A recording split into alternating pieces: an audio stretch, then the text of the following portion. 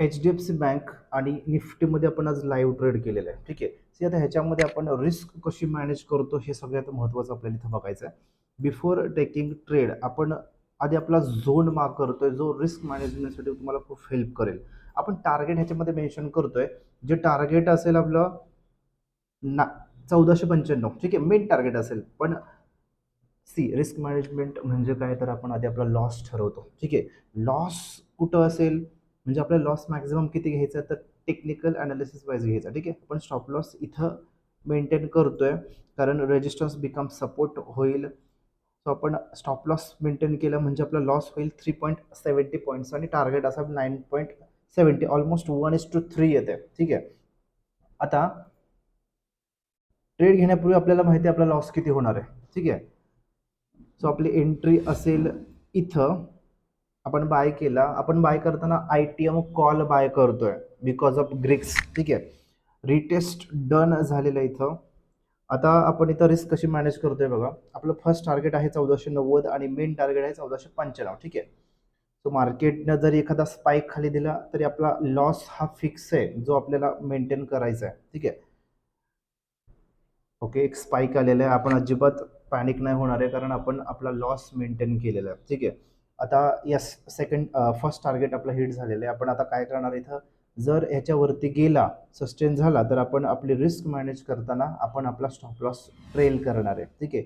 आता मात्र तुम्हाला लॉस नाही होणार आहे कारण तुम्ही आता लॉस बंद, आता प्रॉफिटमध्ये एंट्री केली तुम्ही. ठीक आहे. सेकंड टार्गेट हिट झालेले पण आपण इथं प्रॉफिट नाही बुक करणार आहे. आपण काय करणार इथं, जर ह्याच्यावरती गेलाच तर दोन गोष्टी करणार आपण. जर 2 लॉट असतील तर 1 लॉट बुक करणार, 1 लॉटला स्टॉप लॉस ट्रेल करणार. 1 लॉट असेल तुम्ही तुमचा लॉस जो आहे तो मेंटेन करायचा. फक्त प्रॉफिट हा जर एखादा स्पाइक झाला ब्रेकआउटचा, ओके, तर तुम्हाला प्रॉफिटचा टार्गेट एक्सटेंड करायचे, लॉसमध्ये आपण चेंजेस करणार नाहीये. ठीक आहे. सी आता आपण काय करू, पहिलं आपला स्टॉप लॉस इथं स्टॉप लॉस ट्रेल करू. जर एखादा स्पाइक आला, येस, आपण इथं एक्झिट करतोय ट्रेड. जो काही प्रॉफिट असेल तो तुम्हाला टेक्निकल वाईज घेऊन बाहेर पडायचं आहे. आपला स्टॉप लॉस हिट झालेला आहे म्हणजेच आपण प्रॉफिटमध्येच बाहेर पडतोय. सी ह्याच्यावरून एक गोष्ट लक्षात ठेवा, आपण ट्रेड घेताना जे काय आपण कन्फर्मेशन्स घेतो ते आपण आधीच घेऊन ठेवायचे. ट्रेड घेताना फक्त 50% टेक्निकल म्हणजेच प्राईज ॲक्शन महत्त्वाचं आहे.